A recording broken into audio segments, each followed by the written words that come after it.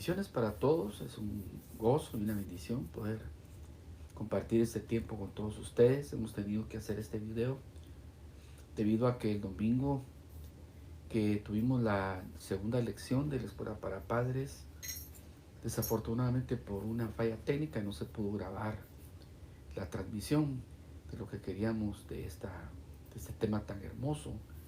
Así que pues si ustedes me lo permiten vamos a compartirles un resumen de lo que dijimos respecto a este hermoso tema del voto del Nazareo, para lo cual les voy a pedir a todos los padres que estén sintonizando este video, que por favor se vayan a su material y busquen la diapositiva número 20 de su material, y entonces ahí vamos a considerar todos los aspectos que vamos a estudiar con ustedes en esta ocasión. El voto de la consagración que nos hace aptos a herencias mayores se llama voto nazareo. Vamos a estudiar algunos rasgos importantes de esto que les queremos decir en esta ocasión. Y para eso nos vamos a basar en Números capítulo 6, versos 1 y 2, que dice: de nuevo el Señor dijo a Moisés, habla a los israelitas y diles, el hombre o la mujer que haga un voto especial, el voto de Nazareo, para dedicarse al Señor. Noten que en el versículo no hace relación solo a hombres, sino que también lo hace para mujeres. Quiere decir que es un voto de alcance global, que no solo está limitado a un sexo, sino a todos los hombres, ya sean mujeres o varones, que hayamos sido redimidos por la sangre del Cordero. Este es un voto realmente maravilloso. Ustedes van a ver el alcance que esto tiene ya para el nuevo pacto, pero por supuesto, para entenderlo en el nuevo pacto tenemos que ver cómo fue que se lo instituyó en el antiguo pacto. Y empezamos por preguntarnos entonces qué es el voto nazareo. Quiero hacer una aclaración, no es voto nazareno, sino voto nazareo, que es una palabra que viene del hebreo neser, que tiene dos significados, voto y corona. Voto porque es un compromiso y corona porque es un compromiso con una gran recompensa, con un gran galardón. Y entonces, según leemos por las connotaciones que este voto tuvo en hombres de Dios y mujeres también, perdón, maravillosa de Dios, representa la forma más alta de separación al Señor aparte del sacerdocio. Recuérdense que en el antiguo pacto solo los levitas podían ejercer el sacerdocio, pero este voto el Señor lo instituyó para todos los que no fueran levitas, pero que también necesitaran consagrarse, necesitaran apartarse para ser benefactores de cosas hermosas que el Señor tiene para aquellos que se comprometen con su santidad, que se comprometen con su ley, que se comprometen con su palabra. Podríamos decir, mis hermanos, que hubo dos clases de votos. Uno era el voto voluntario y el otro era un voto que Dios lo instituía, lo nombraba. Ya vamos a ver de los dos en algunos personajes de la palabra. Pero podríamos decir, mis hermanos, que es un voto especial y extraordinario que implicaba apartarse o consagrarse al Señor durante un tiempo o en forma indefinida. Puede ser que uno dijera, le voy a dedicar al Señor 21 días de ayuno, 7 días de ayuno, para meterme a buscar su rostro, me voy a ir a una montaña, voy a hacer esto, voy a hacer lo otro. Bueno, hay maneras de consagrarse uno de manera temporal. O me voy a abstener de esto, me voy a abstener de lo otro, para entonces con eso uno comprometer su corazón y su vida delante del Señor. Yo le llamaría a esto, en otro contexto, el ayuno del alma.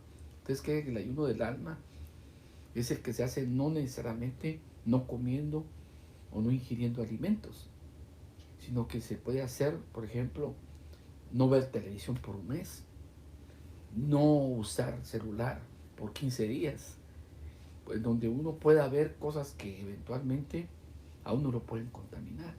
Entonces uno dice, no, yo renuncio a esto para entonces consagrarme al Señor. La separación del voto nazareo tenía tres componentes. Uno es que la persona que tuviera ese voto no podía ingerir vino ni ningún derivado de la uva. Eso lo dice el capítulo 6, versos 3 y 4 de Números. El otro es que no podían tocar cuerpo de muertos. Eso lo dice el verso 6 al 8 del capítulo 6. Y tampoco no cortarse el cabello.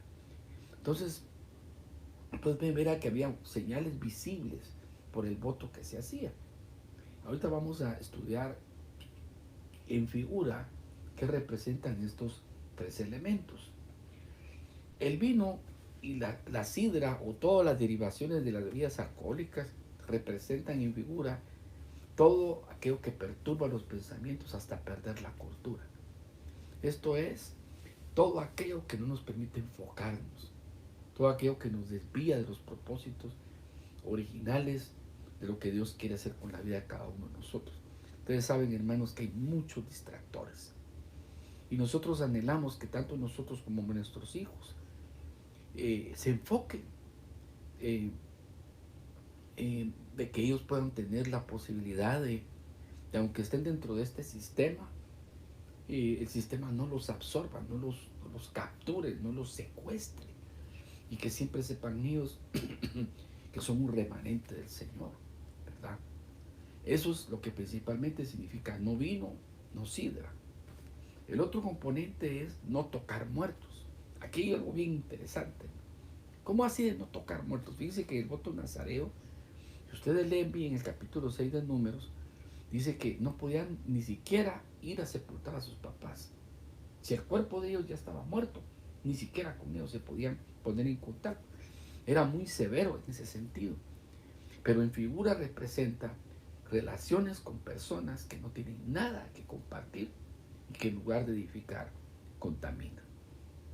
¿Cuántos amiguitos o amiguitas tienen nuestros hijos que lo único que están haciendo es contaminarlos porque están muertos espiritualmente?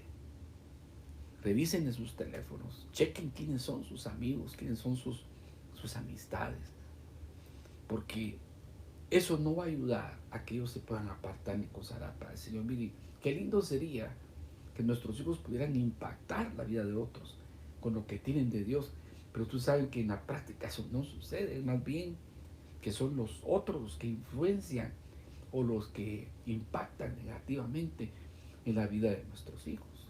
Por ejemplo, la relación con una persona que es homosexual o lesbiana, que sean amigos de ellos. No estamos diciendo que los odien, no estamos diciendo que los rechacen, no, simplemente que sepan establecer una distancia para que no los contamine.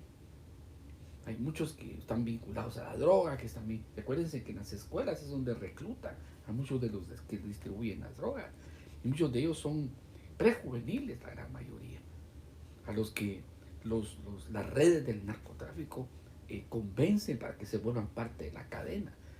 Pero si ellos desde el principio saben reconocer y distinguir con quienes no tienen que hacer una amistad, no hacer yugo con eso, no hacer un vínculo emocional con ellos, entonces eso va a traerles mucha bendición, mis hermanos, de que no contacten a muertos espirituales desde el punto de vista espiritual. Porque si fuera para evangelizarlos, para instruirlos en la palabra, para disipularlos, qué maravilloso sería. Pero ese no es el caso. La gran mayoría resultan influenciados y contaminados por ese tipo de relación. La otra es, mis hermanos, no cortarse el cabello. Acuérdense que era uno de los requisitos, que en figura es cobertura y reconocimiento a la autoridad. Ustedes saben que en Sansón, por ejemplo, su fuerza estaba en la cabellera. Una vez le cortaron esa cabellera, perdió su fuerza. Lo que el Señor nos está mostrando con esto, mis hermanos, es que hay una gran fortaleza, hay una gran virtud, perdón por mi garganta, que está en reconocer la autoridad, en conocer los niveles de autoridad. Uno de esos es saber que el papá y la mamá son los que tienen la autoridad en la casa, que en la escuela la tiene el maestro, que en el trabajo la tiene el patrón o el director de división, y que la iglesia la tiene el pastor y sus delegaciones. Tienen que aprender a reconocer ese tipo de autoridad y a respetarla. Esos son requisitos básicos de este voto de consagración. Porque si no, hermanos, al final va a haber desenfoque, no va a haber entrega total, no va a haber compromiso verdadero. Y entonces, ya ven ustedes que ahorita vamos a estudiar ese caso, por ejemplo, de quiénes fueron los que tuvieron ese voto. Y van a ver ustedes qué interesante lo que vamos a considerar aquí. Por ejemplo, el primero que tuvo ese voto fue Sansón. Y dice la Biblia que lo fue desde su nacimiento. Y eso lo encontramos en Jueces, que lo voy a leer de aquí con ustedes, capítulo número 13. Vamos a ver, perdón mis hermanos, que Jueces, capítulo 13, versos 7. Miren lo que dice. Perdón, hermanos. Capítulo 13, verso 7. Dice, pero me dijo, de aquí que concebirás y darás a luz un hijo.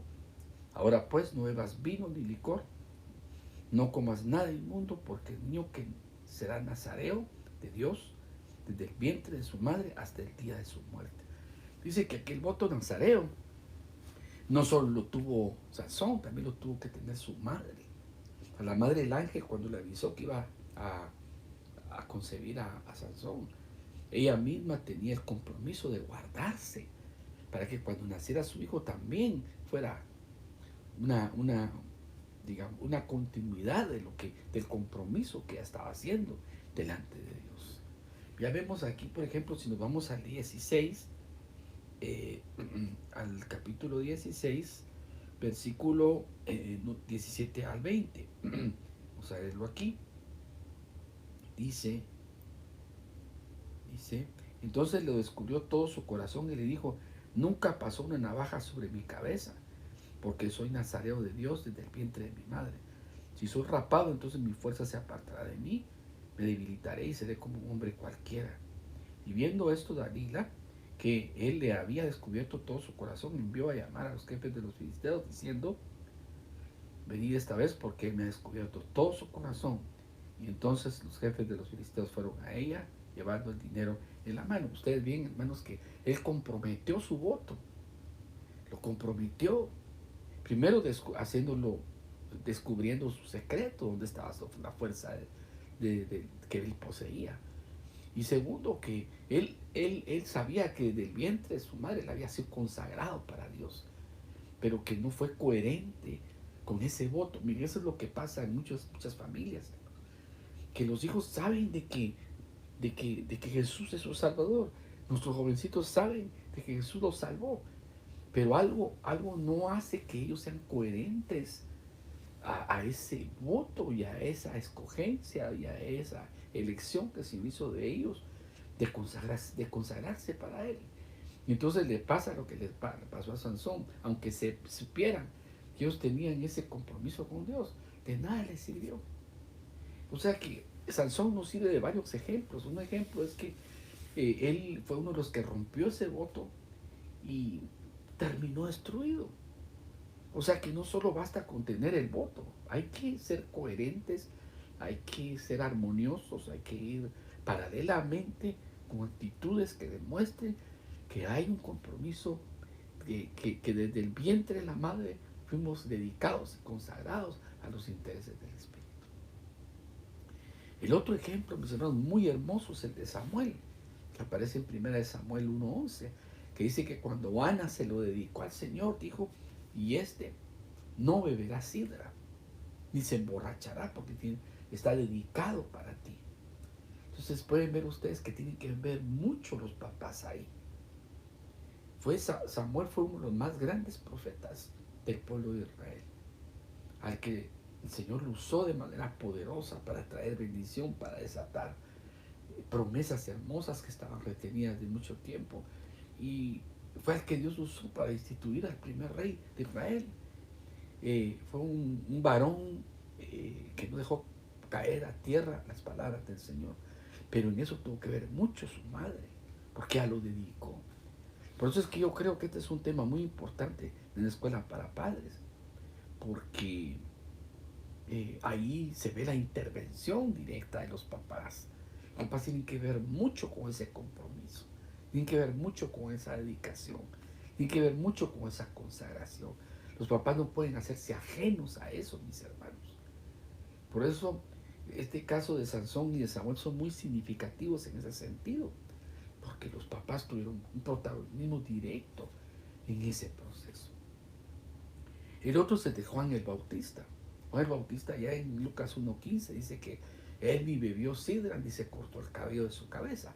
Lo que también nos dice que fue un ejemplo de unción y de una predicación impactante, pero que al no reconocer también la sumisión de que el Señor era mayor que él, le cortaron la cabeza. O sea que otra vez vemos, hermanos, que pueden haber votos de consagración, votos de entrega, pero tiene que haber también una vida que vaya paralela a ese compromiso. Aún por mucho que Dios nos use, que Dios nos eleve de posición por ese voto de consagración, pero tiene que haber a la par de eso un compromiso en acciones, en comportamientos, en actitudes. Amén, gloria a Dios. El otro caso, y este lo menciono porque se acuerda que dijimos que en número 6, 1 y 2 dice mujer u hombre que hagan voto de Nazareo. Pues aquí hubo una mujer, Ana la profetisa.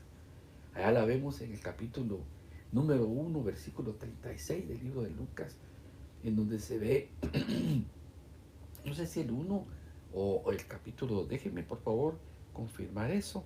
El libro de Lucas dice, creo que es el 2:36, dice, el 2:36 del libro de Lucas, también estaba ahí la profetisa Ana, hija de Fanuel, de la tribu de Aser. Ella era de edad avanzada, pues había vivido con su marido de 7 años desde su matrimonio, y había quedado como viuda hasta 84 años, y no se apartaba del templo, sirviendo con ayunos y oraciones de noche y de día. Entonces se ve una mujer que después de quedarse viuda, le dedicó toda su vida al Señor, le dedicó más de 70 años al Señor, consagrada, y ni siquiera era de la tribu de Leví, era de la tribu de Aser, lo que significa que este voto le daba el beneficio a todos los que no eran parte del sacerdocio levítico, para que también se constituyeran en ministros del Señor del antiguo pacto. Miren qué cosa más hermosa. Y eso fue lo mismo que nos pasó a nosotros. Nosotros estábamos afuera, mis hermanos. Las promesas, los pactos, las bendiciones, todas eran para el pueblo de Israel. Pero dice que a los suyos vino, pero los suyos no le recibieron, más a los que le recibieron les dio el poder de ser hechos sus hijos. Entonces, para lo mismo que nos dio a nosotros, el voto que era para ellos nos lo pasó a nosotros, para que nosotros lo abrazáramos y lo hiciéramos nuestro y nos hiciéramos partícipe de las bendiciones que Dios tiene para nuestras vidas. Qué hermoso, ¿verdad? O sea que también las mujeres, las mamás, las hijas pueden ser partícipes de este voto tan maravilloso, el voto nazareno.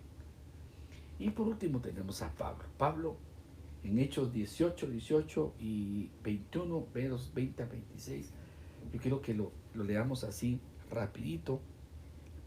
Perdón. Vamos a verlo aquí en Hechos, capítulo 18. 18. Dice, pero Pablo, habiéndose detenido ahí muchos días más, se despidió de los hermanos e iba navegando hacia Siria. Y con él iba Priscila y Aquila. En que en Crea se rapó la cabeza, dice, porque había hecho un voto. O sea, él lo hizo también como un voto voluntario, como algo que dijo: yo me consagro, yo me entrego, yo me aparto para los intereses de lo que Jesús, mi Señor, ha hecho en mi vida, y podérselo compartir a otros. Por eso es que Pablo es ejemplo de uno de los apostolados más hermosos e impactantes de la era cristiana, por ese voto tan hermoso que él hizo. Vale la pena, porque es un voto con corona, es un voto con recompensa, es un voto con galardón. Uno no se queda sin su premio. Es una cosa hermosa, por eso vale la pena conocerlo. Pero sigamos acá, hablando de los 6 elementos que forman parte del voto nazareo del nuevo pacto. Déjenme resumírselos de la siguiente manera. El primero es abstenernos de las cosas que luchan contra el alma, de todo aquello que nos seduce a hacerle desagradable a Dios, luchar contra eso. Dice Primera de Pedro 2:11, si me lo permiten, lo vamos a leer. Primera de Pedro 2:11 dice: Amados, yo os exhorto como a peregrinos y expatriados, que os abstengáis de las pasiones carnales que combaten contra el alma. Tened una conducta ejemplar entre los gentiles, para que en lo que ellos os calumnian o a los malhechores, al ver vuestras buenas obras, glorifiquen a Dios en el día de su visitación. Pedro nos hace una exhortación a luchar contra todo aquello que nuestra alma muchas veces nos seduce para que nosotros no seamos agradables a los ojos de Dios. Luego, el segundo elemento es hacer morir todo lo que perjudica nuestra comunión con Dios. Dice Colosenses 3:5 de la siguiente manera. Colosenses 3:5 dice: por lo tanto, haced morir los terrenales en vuestros miembros: fornicación, impureza, bajas pasiones, malos deseos y la avaricia, que es idolatría. Pablo nos exhorta aquí a hacer morir todo eso que perjudica nuestra comunión con Dios. Luego ya en el libro de Romanos, lo leemos en el capítulo número 8, que dice, versos 12 y 13, así que hermanos, somos deudores, pero no a la carne, para que vivamos conforme a la carne. Porque si vivís conforme a la carne, habéis de morir, pero si por el Espíritu hacéis morir las prácticas de la carne, y entonces viviréis. Pablo nos exhorta, nos llama, nos amonesta a que hagamos morir todo lo que perjudica nuestra comunión con Dios. Y eso no nosotros, hermano, que nuestros hijos sigan este ejemplo, nuestros hijos aprendan a no seguir la influencia del mundo, a no seguir ¿cómo se llama? Las tentaciones que el mundo nos pone a nosotros y a nuestros hijos, para que no nos alineemos a la voluntad de Dios. El tercer aspecto, renunciar a las malas costumbres, a los malos hábitos. Ustedes saben que muchos de esos no son pecados explícitamente, pero que nos hacen mucho daño. Por eso yo la quiero leer aquí en Colosenses capítulo nuevamente 3, pero versículo 9. Miren lo que dice: no mintáis los unos a los otros, porque os habéis despojado del viejo hombre con sus prácticas. Y el verso 10 dice: y os habéis vestido del nuevo, el cual se renueva para un pleno conocimiento, conforme a la imagen de aquel que lo creó. Entonces ahí nos está diciendo Pablo: renuncien a las malas costumbres. Gálatas capítulo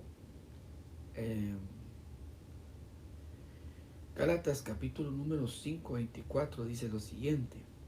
Dice: porque los que son de Cristo Jesús han crucificado la carne con sus pasiones y con sus deseos. O sea, el voto nazareo en el nuevo pacto implica morir, renunciar, abstenernos hasta de las malas costumbres. Yo decía el domingo, mis hermanos, que una mala costumbre, por ejemplo, es la impuntualidad. No es pecado como tal. Yo no leo en la Biblia que la impuntualidad sea pecado, pero es un mal hábito. El otro es la falta de higiene personal, no bañarnos, no ser cuidadosos con nuestra presentación, presentarnos siempre todos desaliñados, sucios. ¿Verdad? Que miren qué interesante, ¿no? Es que la moda actual esa es la impresión que causa: pantalones rotos, zapatos desamarrados, pelo enredado. O sea, aunque uno se bañe, de todas maneras, si uno se viste así, se ve como sucio. Miren cómo la moda del sistema imprime ese tipo de aspecto, de condiciones un poquito desagradables. Morir a sí mismos cada día. Dice: el que quiera ser mi discípulo tiene que tomar su cruz y seguirme y morir. Y dice, y cargarla día con día, dice el versículo. No es solo un tiempo, no solo es un momento, no solo cuando estamos pasando una dificultad o un problema, es cada día. El que no tome su cruz y me siga no es digno de ser llamado mi discípulo, dice el Señor. Luego, número 5 es: Cristo debe ser el centro de nuestra vida, no nuestro ministerio, no nuestro logo, no nuestra denominación, es Cristo. Tenemos que estar conscientes de que le tenemos que rendir nuestro corazón al Señor, no a ministerios, ni a denominaciones, ni a logotipos, sino al Señor. Darle a Él nuestra vida, que sea nuestro ejemplo, nuestra brújula a seguir, no las organizaciones humanas. Porque esas fallan, los ministros fallan, los ministerios fallan, todos fallamos. Pero el único perfecto es nuestro Señor Jesucristo. Así lo dice Efesios 3:17 y Primera de Pedro 3:15. Y por último, ese voto, esa consagración debe ser total y sin reservas. Hechos 5:3. Miren lo que dice Hechos 5:3.